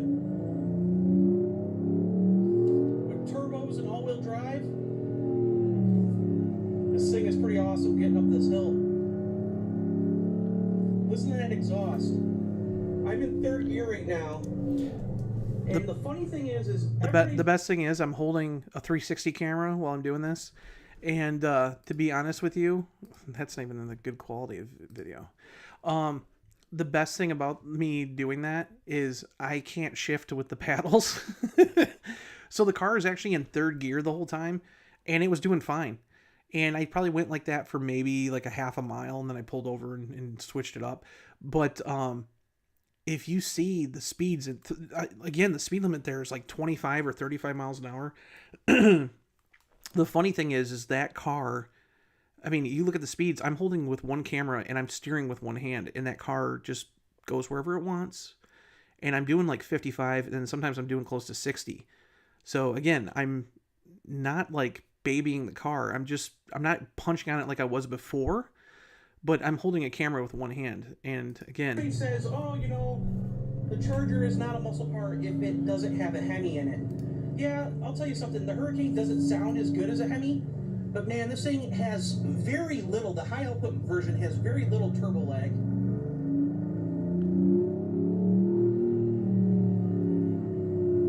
And it can cut corners way better than the last generation Charger. Now keep in mind, this car is 2 inches wider than the actual Charger Scat Pack wide body that it replaces. So again, like I'm doing like 50 miles an hour one-handed, and it's hard to tell on this angle, but I wanted to get some audio of the interior of the car. The road isn't straight. It's doing this. There's like switchbacks and stuff, and it's holding its lane no problem. So I think there was only one time I actually came out of a turn and I was in the opposite lane, and that was because I was going too fast. But the car handles no problem. So again, I was really impressed with how this car handles overall. And I think that's why I'm telling you guys, like, I wanted to have this video. I want you guys to go out and experience it, because I seriously believe that this car is the first step at redemption for the 8th generation Charger. It's funny because the Daytona to me is not a bad car. It's got a bad rep, and I think a lot of people just don't like the fact that it's EV. When I was talking to Matt Mackler, I was telling him, I said, no matter where I take the car, I have people all the way, like all the time around me. I have pictures of me at car shows with like 10, 11 people around my car asking me questions and stuff. The Daytona gets so much attention, it's ridiculous. And Matt was agreeing with me. He goes, whenever I took my car somewhere, it always got attention. And I said, out of all the people that, bashed the car online, I said, I only had one person come to my like face and tell me that it sucked. And he goes, it was an EV person, wasn't it? And I go, yep. And I started laughing. I said, how'd you know that? I just said, did you watch one of my videos? He goes, no. He goes, the same thing happened to me. He went somewhere and he said that somebody said it to him in the parking lot that car sucks. It's not EV enough. So Dodge, actually, I told him, I said, dude, you build a car that, muscle car people hate and EV people hate. He started laughing. And that's the honest truth. The car has such a bad reputation because of the Daytona. And this thing is like the first step to fix that. And I really believe that if you drive a Daytona, even if you hate EVs, I've had people, like, I had a couple of friends of mine who said they would never, ever step foot in an EV. And I got them in there and punched on it, and they're like, holy smokes, this thing's quick. It's fun. But again, that's a completely different animal than this. This is your most direct comparison to the outgoing cars that we've had yet. And if this thing can handle the way it does compared to the outgoing L-Series cars, I'm telling you, Dodge is going to have a lot of fun. I was talking to the team and I said, dude, they said, this is the first variant. I said, I can't wait for you guys to do something. I said, I would love to see you guys do like a 1320 version. Like they did the 1320, the Scat Pack 1320 with a 6.4 and it was all stripped out and stuff. I would love to see one of those in this. Can you imagine this car all-wheel drive with drag radials and like no back seat, and have like an option to get like rid of the passenger seat? It just have a bare bones Scat Pack, Hurricane 6, stripped out, take some weight out of this thing. I can only imagine. I think it would be a fun as hell thing for Dodge to do. Bring the Angry Bee back. Matter of fact, right here. There you go, 1320. one of my favorite packages that they built, and I said that would be killer on this car. So, I mean, there's a lot of possibilities. Dodge can do a lot of different things with this car. I think it's only just begun, and I think they're going to have a lot more fun now that the car is announced. The whole big thing about this car was they needed to get this car out and get it right, because if they had a botched launch like the last, the Daytona, this car was dead in the water. There's no going back from that point. And I think that the reason why this media drive is so important is because they wanted to showcase how good this car could be. And the Daytona is a good car too. It just had a really bad launch. It was pushed out. They needed to, and let's face it, they needed the money from the governments because they were getting subsidies for EVs. The cars weren't ready. And a lot of that had to do with Carlos Tavares. Carlos Tavares, they don't even talk about Carlos Tavares anymore. I went to CTC for an event a month ago, and I said something about Tavares, and somebody grabbed me and said, "We don't talk about him around here anymore." So, I mean, he was the poison of the company. So, yeah, the problem with the Charger Daytona and the Wagoneer S was they were supposed to be launched like halfway sometime in 2024. Unfortunately, because of all the cutbacks, Tavares laid off 2% of the North American workforce, which included almost all of their software and your electrical engineers, which you have two of the biggest launches ever in North America with two new EVs. You've never built a full EV to the public before, and you're launching those, and let's just fire the people that are working on it. And then let's save some money because we're going to send that work to Morocco, India, and Brazil. Well, that didn't work out that well. So, again, fixing the issues before they would have actually launched the car. To me, they should have just scrapped the 2024 program and just bit the bullet and done something for 2025. But honestly, these six-pack cars, they're kind of on their own. They're in the shadow of the Daytona. And the Daytona, like I said, keeps getting better and better and better, but no one talks about it. That's the biggest problem. Everybody says, "Oh, those cars suck. They have problems." Some of them still do. Some of them in brick. Mine bricked because of an over-the-air update. The problem with the bricking issue is the software.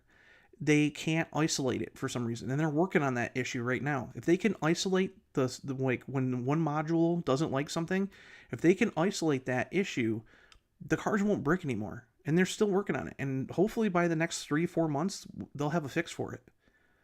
So, again, this car is living in the shadow of something that really isn't a bad car. It's just got a bad reputation. And I think once people get out there and experience it, and again, 99% of the people out there that, "Oh, I hate this car is garbage, it looks like crap, blah, blah, blah, blah, blah," they've never seen the car in person. They've never sat in one. They've never even drove one. It's whatever. So I've come to realize that it used to bother me at first when people would trash talk stuff and not know what it's about.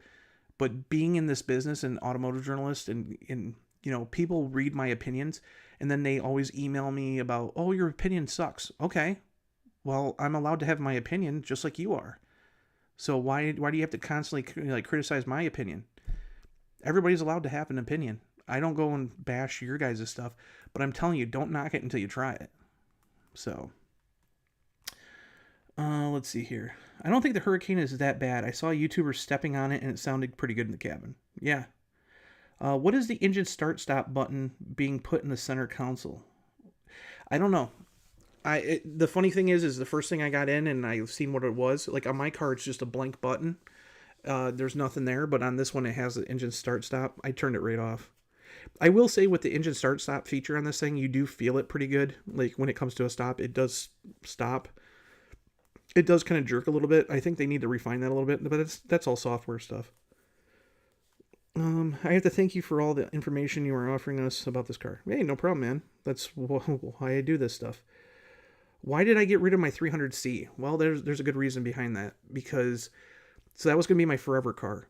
I actually originally had planned to get a 2023 Dodge Charger Daytona 392 in Sublime. I was at the event at the Speed Weeks. I was at all 3 days, and when Tim on the first day announced that the Hemi was going to go away, I was one of those diehard people like, oh my god, and I told my wife, I said I was going to order a 2023 car. About a couple weeks later, I was at Detroit at the auto show, and I was never a huge fan of the 300. To me, I like the old 300 letter series, and the current car just wasn't like my cup of tea. I've owned Chargers and stuff like that, and then I'm sitting there, and John Fraterno, who's the guy who runs the Springfest event, he was sitting next to me at the event, and he was like, holy smokes, the pricing's online. We're sitting in the front row, and the cars are covered up in front of us. And I kind of knew what it was. I knew what the 6.4 and stuff was, but I didn't know what it looked like. I didn't know the pricing, because they were kind of being really quiet about that, because the pricing was $55,000, and the Charger that I was looking at was $64,000. So when I seen the picture and it was on the website before the unveiling, John goes, "Oh my God, it's only 55 grand." I actually called my wife right from there and I said, "I'm ordering this car." So I ordered it before I even got to see it unveiled. And then I did the reservation right online. So I was like one of the first people that reserved the car. So I got mine early. And then once they found out, they did like a media thing for it, because I had the chance. I knew some people over at Brampton. They asked me if I wanted to come see the car being built, and unfortunately, I just didn't have time to go do it. So I kind of missed out on that. I really wish I would have. But the car got built. It came here, and it was my baby. The problem was during that time, interest rates climbed. I waited 9 months for that car, and interest rates just climbed. And the problem was, when I originally ordered the car, it wasn't like the pricing. Like, I was gonna I figured out it was gonna be close to like $700 a month. When I got the car, it was $1,200 a month, and I could afford it. It was tight, but I could afford it. The problem was, there's a big difference between $700 and $1,200 a month. It got to the point where, when I'd go somewhere, I wouldn't let anybody touch the car. I wouldn't let anybody lean against the car. I was really worried about that. And basically, when I came home, it just sat in the garage. And I really didn't get to enjoy it too much. I took it out to Woodward. I live only a few miles from Woodward, not even a mile really. But I'd drive out on Woodward, park it, hang out with my friends, come back home. So over a year, and I had it for just over a year. I racked up 900 miles. That's it. 900 miles. So it was winter time, and it had a car cover over it. I have the office that I'm in right now is a 4-car garage, and I just got sick and tired of walking past it and not doing anything with it. It was to me, I could do a lot more with $1,200 a month. So I ended up getting rid of it. And I miss that car. I miss that car tremendously. I love that car. That car was awesome. Matter of fact, a lot of the stuff that was on that car, so my car was signed by Ralph Gilles. I have that fuse box cover right over there. But all my accessories that I bought for it are actually in a really good place. So I'm really good friends with Frank Rhodes Jr., Walter P. Chrysler's great-grandson. And he got the very last one. So his was the very last one built. He's got a velvet red one, and it was funny because at the Carlisle Nationals I actually got to see it, so I was like, oh my God, it's the last one. So Frank has all my accessories. I gave him all my stuff. So he has my cold air intake, which I never put on the car, my oil catch can. Actually, I got mats for him. I haven't sent him the mats yet. I have the all-weather mats and stuff, but Frank drives his car. He's got a 2018 F8 green 300. He's got so many freaking cars. He's got a 1940 cab-over Dodge with a 1952 Hemi-powered air raid siren on the back. He's got a 2014 Mopar Edition Challenger. He's got a 23 Mopar Edition Challenger. He just bought a Viper ACR. He's got a 1969 Daytona that's unrestored, like a Charger Daytona. He's got so much stuff, it's ridiculous. He's got a 1925, I think, 1925 Chrysler. He's got a Power Wagon. He's got his 1940 Power Wagon. He's got a ton of stuff. Ton of stuff. So he's got like all these collectibles and stuff like that. So it's in a good place because that car is very loved. And my car, I actually sold. It went down to Kentucky. I went to Paris, Kentucky, and it was sold from there. And I haven't seen it since. I've been looking for the VIN number and stuff because honestly, there's a lot of them that have been wrecked. And I would love to find that car probably like in another year or so. I think once the kids move out, I'll try to actively, like, I got like 4 more years until the kids go to college. And we're going to move because we want to get out of the city. But I think what I'm going to do is I'm going to wait and see if I can find that car and I'll buy it back again. So I missed my 300. I love that car. It was great. It was a great car.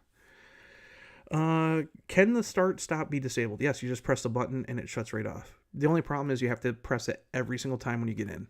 Every single time. Matter of fact, let me see here. I'll see if I show you the button. Let me see here. Right here. The start stop button is right here underneath the vents. It's basically right next to the traction control and the lane keep assist. Lane keep assist, I hate it. Like, I absolutely hate lane keep assist because when you're driving, it ping-pongs you between the lanes. I absolutely hate it. But that's the engine start-stop button right down there in the center console. So there's engine start-stop. There's your park sense. This is traction control over here. That right there is your lane keep assist. And then this is launch control here. So basically, I have all these buttons on my car except for the auto button. So this is just a blank button on my car. But yeah. So that's what the center console looks like. Let's see here. Any ideas what kind of turbos or what manufacturer makes them? Yes, they're Garrett turbos. I can tell you exactly which ones they are. Hold on here. I used to remember this stuff, but I don't. I've had so much stuff go through my head in the last couple of weeks. They are... Let me see here. I have to get my cheat notes out.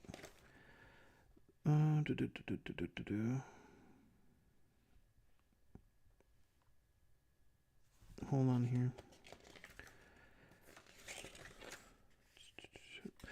So they're twin Garrett GT2, basically GT 2054 turbos. They're 54 millimeters.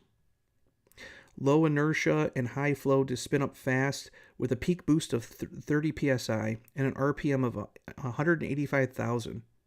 And that's for the HO. Let's see here. The turbine material is constructed of Inconel 713, providing exceptional high temperature strength and resistance to oxidation and thermal fatigue, making it ideal with withstanding the extreme heat and stress of the turbocharger operation. Twin counter rotating turbos reduce turbo lag and balance airflow dynamics, improving throttle response and overall engine efficiency in high performance applications.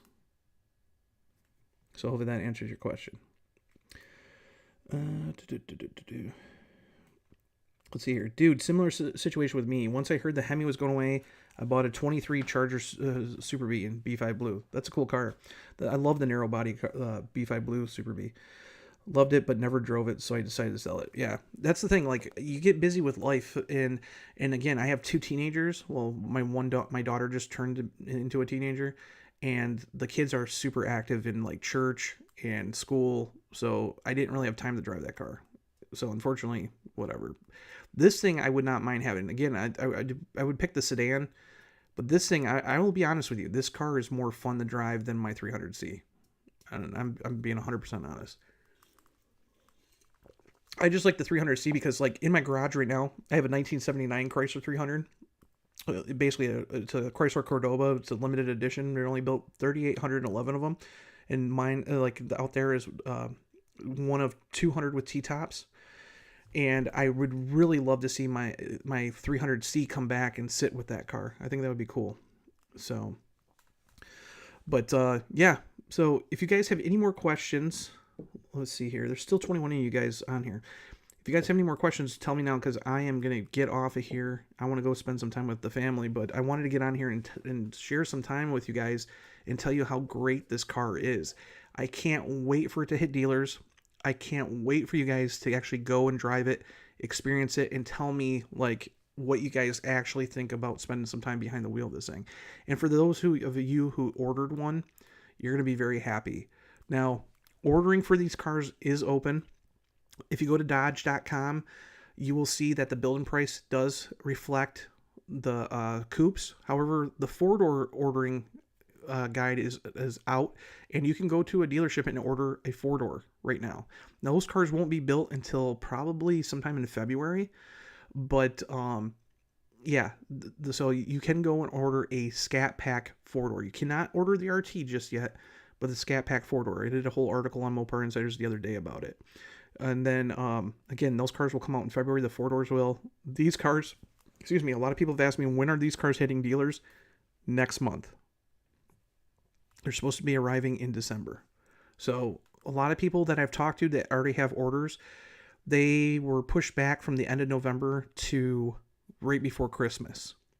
I know one guy messaged me and he said that his delivery date has changed to December 23rd. So he's going to get the car for Christmas, basically. I bought a 23 RT 57B5 when I heard that they were going away. Traded my JL Wrangler for it and don't regret it. No, the 57 is a great engine. I just think it's old now. I've had two Charger RTs. I absolutely love my Charger RTs. Actually, out of all my cars, my favorite car I've ever owned is my 2014 Dodge Charger RT all-wheel drive. I've had a lot of fun with that car. It was just fun to work on, easy to work on. I'll be honest with you, that car is probably way more easy to work on than this thing. But honestly, this thing doesn't even compare to this. This is such a leap forward in how it drives and stuff compared to that car. But I do love the old L series, like especially the LDs, the Chargers. I absolutely love them. I love the LX too. I've gotten a lot more appreciation for the 300s. To me, like, if they're supposed to be making a 300 like replacement car, this is going to be the basis of that car. And I'm excited because if you're a Chrysler fan and you've been waiting for a 300, you're going to have to wait like 2 more years, maybe a year and a half. 2028 is when they said that this car is going to be coming out. But this engineering team is the same one that's going to be working on that car. And if this car drives as good as, that car drives as good as this one, a lot of people are going to be having a lot of fun with Chrysler. The problem is I hope to God it doesn't have the 300 name. Because to me, the 300 was like the banker's hot rod, something special. And it became kind of just like a normal thing. I would love to see them bring like the New Yorker name back or something. But I'm telling you, when Chrysler gets a hold of this platform and does something unique with it, it's going to be fun. So, I always heard of people hating the front suspension falling apart on the 300C. Was this a real complaint? I never heard of that. Falling apart. Maybe on like the early 2006 cars and that, but the 2023 cars, they were pretty bulletproof. 2011, they redesigned the whole suspension package for the LX and LD cars and the LA. Actually, the Challenger went through such a big change in 2011. It got a whole new designation. So when that car launched, it was LC, and then it became LA. So it had a whole new like floor pan and everything.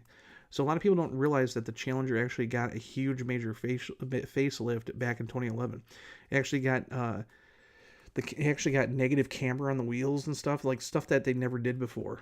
So 5.7 is great, and the Pentastar was as well, but definitely can say that the Gen 4, they need a Gen 4 Hemi. Beautiful, glad to see that the Hurricane is a good engine for this car. It's the newest straight six since, yeah. If it was, hopefully, if they could make it as bulletproof as the AMC 4-liter, that would be awesome. That engine is by far probably the most bulletproof motor ever built. There's certain things with this engine I don't agree with. It's got the latest technology and stuff. Only time will tell. This is basically see how this thing holds up. I mean, we've had it in the Wagoneer, Grand Wagoneer since what, 2021, 2022? And then now it's in the Ram 1500. And I will be honest with you, everybody was pissed that they got rid of the Hemi, right? But those people who bought Hurricane trucks, and if you don't know anything about me, me and my business partner own 5th Gen Rams, which is the biggest like forums for the 2019 and newer pickups. We have like 145,000 forum members on there. But everybody who bought a Hurricane truck so far, for the most part, has absolutely loved it. And now it's funny because now that the Hemi's back, those people are saying like, why didn't you just get a Hurricane, because it's more powerful, gets better fuel economy, all this stuff. I love the 5.7. It has its pros and cons. It sounds good. It's reliable. The problem is it has the Hemi tick. They've had issues with different things. Every engine has pros and cons. Like my favorite Chrysler motor is the 4.7 Magnum V8. I've had 2 of them. I've put over 200,000 miles on the 2 of them. Absolutely love them. And yet, I never had an issue. I let one sit for over a year. Went out, put a battery in it, started up, no problem. Yet, everybody says those engines are junk, they burn oil. I never had any of those issues. Never. I love that motor. It wasn't the most powerful motor, but I had them in 2 different Durangos. I had a 2000 Dodge Durango, and I had 2023. Jesus. I had a 2000 Dodge Durango and a 2003 Durango with the 4.7 in them. Absolutely loved them. Bulletproof motor, in my opinion. I changed the oil every 3,000 miles. I did the maintenance on them, and they lasted. A lot of the people, there's a lot of people out there who just don't take care of their motors, and that's why they burn oil and stuff. My dad's got a Pentastar V6 in a Dodge Journey, a 2012 Dodge Journey, and it's got 212,000 miles with no issues whatsoever. So there's a lot of good things. If you maintain your car well, there isn't an issue. But sometimes things go wrong. I understand that, but I've never had an issue with really anything because I maintenance my stuff really good. If it says like a timing chain needs to be replaced at 100,000 miles, I usually do it. So when I say usually do it, I mean like within a reasonable amount of time of when they say. So, let's see here. All right. I have a 4.0 in my 98 Grand Cherokee. It's treated me well. The 5.7 and the Challenger makes a great difference between the two. The new Scat Pack is basically a modern AMC Eagle i6. Kind of is, if you think about it, it kind of is. I always loved the Eagles. They were different. The Concorde-based Eagles. They were like the forerunners of the XJ. So it's kind of funny that way. But yeah, again, when these cars come out, they are going to be, I think that the biggest challenge is getting people into the car to experience it. And I think that's why it was important for Dodge to do this launch. I think the launch went really good compared to what I've been seeing and what I've been hearing. A lot of people are impressed with this car. And again, I think because now it's a hatchback, like I love the hatchback part of the car. It kind of reminds me of the 66, 67 Charger, with that fastback design. And you got to remember, during the 80s, the Dodge Charger was a hatchback. So, again, having a hatchback, making it more flexible, more capable of doing things, with going to the grocery store and putting things in it. I miss having a truck, but I haven't had to have anything that I can't put into this car yet. So, yeah. Winter's just starting here in Michigan. So I cannot wait to drive this thing in the snow, the Daytona. And then hopefully very soon, when they get this in the press fleet, I'll be getting one of these 6-pack cars, and I'm hoping to get it in the winter because I want to drive this thing in the snow. And if that's the case, if they do that, I am going to make a road trip out of something. I'm going to go up to the UP or something to actually have fun with this car. I'm hoping they send it to me like in February or January or something when snow really hits, because I would love to drive this car somewhere on a road trip in the freaking snow and show people how capable it is, and then try to get one again in the summertime. So again, I think this car has a lot of capability into it for a daily driver. If you are sick and tired of SUVs, especially, If you're tired of that whole, if you look at everything in a parking lot nowadays, everything's a freaking SUV, and most of them are jelly bean shaped. You look at this thing, it's a big car, but it's a car. Again, you can put 4 adults comfortably in this thing, and it's a hatchback, and it's all-wheel drive, and it has the possibility to be a rear-wheel drive. I don't know. You're kind of right. It is a modern-day Eagle. It's kind of funny that you said that. So, let's see here. Great job today. Thank you. Now I need to subscribe to your channel and follow your comments and knowledge. Thanks, man. Yeah, the whole point about having this community is to, is to kind of share different experiences, have fun. And again, I've been a Mopar fan since I was 3 years old. It was kind of funny that life turned me into an automotive journalist, and I have these opportunities to go, share stuff. And I'm very critical of certain things that the company does. But the thing is Stellantis has been really hard up the last few years with the Tavares era. And now that that's over, they're investing in the U.S. They're putting, new products are finally coming out. The new Cherokee, right? The new KM Cherokee. It looks like I've actually seen it in person. I went to the media event to it. I have yet to drive it because no one has outside the company just yet. But that vehicle is supposed to be launching here very quickly. And the new Cherokee is amazing. Tons of room. I sat in it. I had tons of headroom. I can't wait to drive it. It's based on the same platform, but instead of being more rear-wheel drive based, this is like a front-wheel drive based vehicle. It's going to be a hybrid. It's going to be the very first hybrid. It's going to have a combined mileage of 37 miles per gallon. So again, this platform that this car is on is very flexible. You're going to see the LA Auto Show is coming up here very quick. Jeep's going to announce a new vehicle for that. That's going to be a Stella Large vehicle. Chrysler's going to have some Stella Large products coming up. They got a new crossover coming eventually. We'll see that next year sometime. This platform is going to be very, very flexible. And again, knowing how it can drive with the Charger, driven the Wagoneer S and how different that is. And it's just amazing to me what they can do with these platforms now. So again, this isn't just because it's an EV based car, this car has nothing to do with EV based. The platform is multi-energy. So there's just a lot of things that are going on in the company that are very exciting. And tomorrow you guys are going to see, I got to go post it. I just edited it before I came out here to do this. You're going to see the whole presentation from this media drive event. I recorded it all. So you're going to see Matt McAleer talk about the car. You're going to see,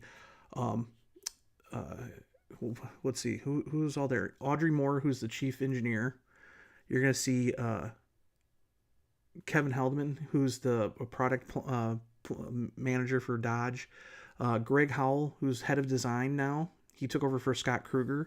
Scott Kruger, who designed the 5th Gen Viper, is now head of all design for the Chrysler Group brands, so Chrysler, Dodge, Jeep, and Ram. Ryan Nagodi, who's head of interior design, and you heard how critical I am of the interior on this thing. And Ryan's a great guy. He's in charge of all the interiors for all of the Chrysler Group products. And then I'm trying to think of who else. I can't think of anybody else that was in the video. But anyways, you're going to see from the team. You're going to hear it from themselves. And I think it's important to show you guys these behind the scenes things too, because you can get an idea of how passionate these teams are about these vehicles. It's not just a job for them. It's they're passionate about these vehicles because they're the ones who not only build them and sell them, but they, are enthusiasts. And that's the cool thing about Stellantis. In the Chrysler Group people, all the people that pretty much work there in the design team, in the engineering teams, they're mostly car people. So that's the cool thing. They're building things that are different. And again, you can see a Mustang. Chevy got rid of the Camaro. They're talking about bringing a Camaro sedan back, possibly. We keep seeing it in Car and Driver and stuff, that they're looking at bringing a 4-door Camaro, which doesn't make any sense. But the Charger has 2-door and 4-door flexibility. Dodge is getting ready to go back into NASCAR. The Charger's going to be the car that returns into NASCAR. So keep that in mind too. There's a lot of things going on in the company, and this is only the beginning for this car. So I think it'll be a lot of fun. So anyways, guys, I'm going to go. thanks for joining. Make sure to hit like, subscribe, and all that stuff. And stay tuned for tomorrow. I think I'm going to post it at 10 a.m. tomorrow. You can see the whole backgrounder of the new charger. And then I'm still working on a video for a vehicle I had a month ago for the Ram 2500 Express, the black Express truck. That was a great truck, so I can't wait for you guys to see that either. So stay tuned. There's a lot of videos coming. I got a lot of projects going on and stuff like that. So I will see you guys later. Have a good night, and bye.